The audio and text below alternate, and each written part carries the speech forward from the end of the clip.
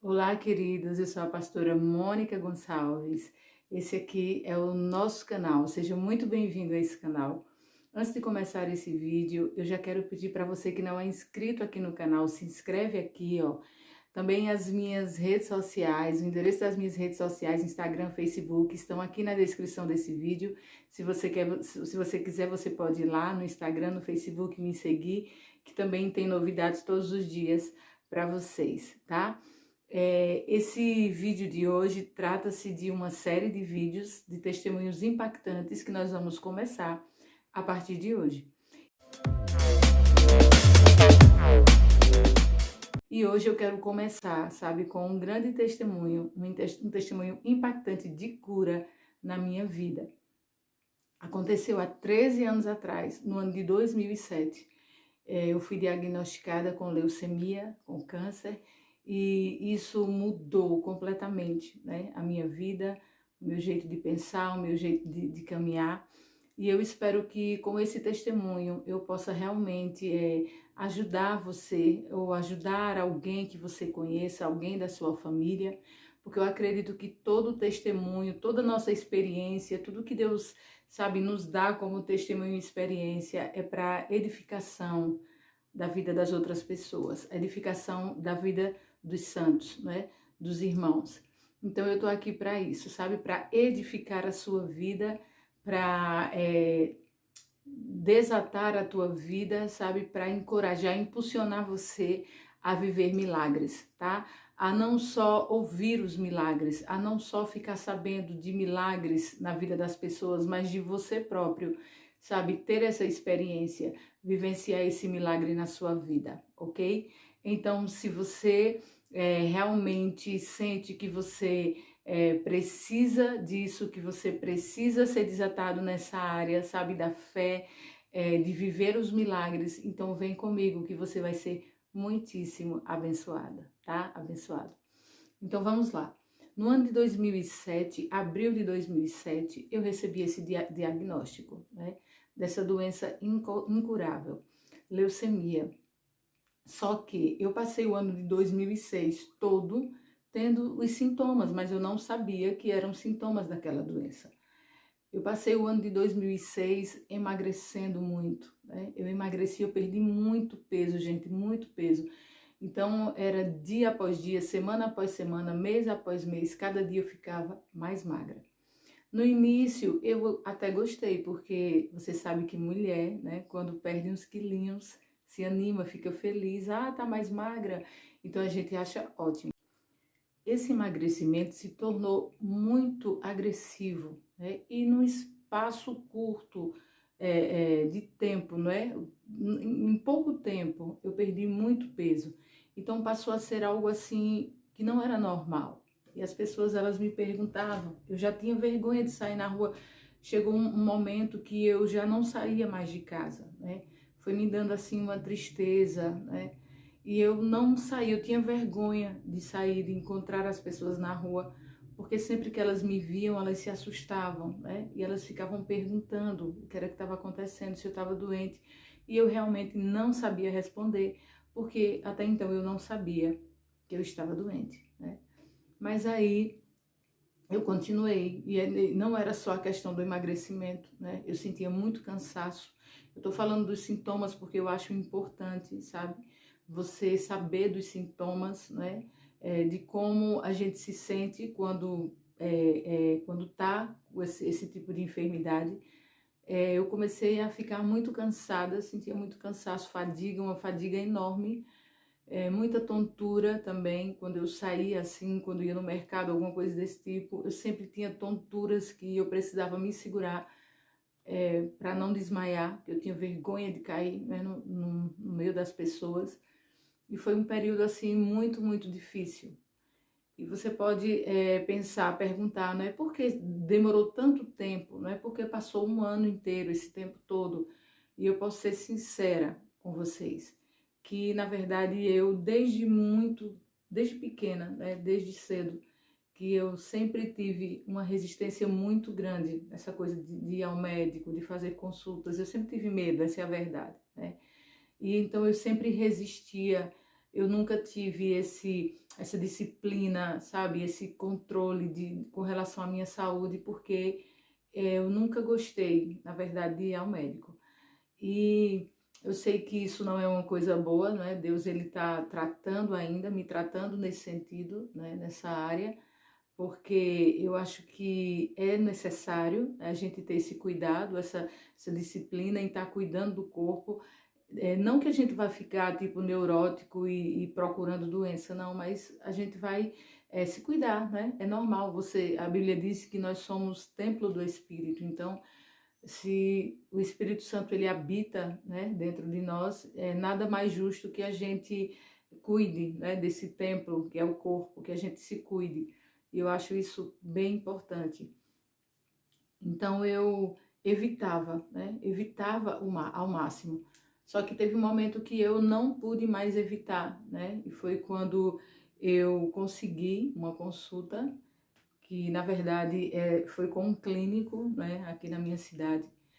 Na verdade, uma amiga conseguiu para mim porque eu estava totalmente desestruturada financeiramente. Eu tinha mais ou menos 1 ano e meio para 2 anos de evangélica e eu lembro que nós passamos por um período muito difícil, né, nesse tempo, porque meu marido desempregou, eu também fiquei desempregada, então a gente ficou sem renda e a gente precisou desfazer das coisas que a gente tinha, mas isso foi um processo de Deus na minha vida, porque eu também me lembro que quando eu aceitei Jesus, tanto eu quanto meu esposo, nós fomos tomados por uma sede muito grande de crescer, de galgar, né, os caminhos na presença de Deus. E eu lembro que uma vez eu fiz esse pedido a Deus e eu disse a Ele que eu queria ter um testemunho impactante, porque uma vez eu ouvi de alguém que era referência para mim, que todo líder tinha que ter um testemunho impactante. Então aquela frase ela ficou na minha mente e eu lembro que eu pedi isso a Deus, né, para ter esse testemunho impactante. E depois que eu pedi isso, tudo começou a acontecer na minha vida, né? Então não começou com a enfermidade, já vinha antes, né, acontecendo muitas outras coisas e na verdade a enfermidade foi o ponto X, né, da questão para que Deus realmente revelasse toda a sua glória. Porque eu acredito muito nisso, sabe? Que tudo que acontece na vida da gente, principalmente na questão de provações, né? De tribulações, é tudo para manifestar a glória de Deus. Sabe, eu acredito que Deus, ele escolhe pessoas, sabe? Para que ele realmente possa manifestar a sua glória, o seu milagre aqui na terra. Eu lembro daquela palavra daquele cego, né? Aquele cego de nascença, que os discípulos perguntam assim para Jesus, quem pecou, né? Foi ele ou seus pais para que ele nascesse assim? E o Senhor disse assim, não, nem ele, nem os pais, mas tudo isso é para a manifestação da glória de Deus. Então eu acredito nisso, né? E desde que tudo isso aconteceu, eu percebi, né, que essa manifestação da glória de Deus, ela ia se realizar na minha vida. Então, eu fui ao médico, né? E chegando lá, ele me passou um exame, um hemograma simples e também passou um exame de ultrassom de abdômen total. E eu acredito que o fato dele ter pedido aquele exame de abdômen total é porque ele realmente identificou alguma coisa, mas ele não me disse, né, na hora, mas eu lembro que eu chorei muito lá na sala do médico, porque eu sentia muito forte que alguma coisa de muito ruim estava acontecendo. E ele tentava me consolar ali, e eu chorava, chorava, chorava, porque a verdade é que eu sempre sentia do espírito, sabe, que tinha alguma coisa de errado. E aí eu fui para casa, né, passaram-se os dias, e eu recebi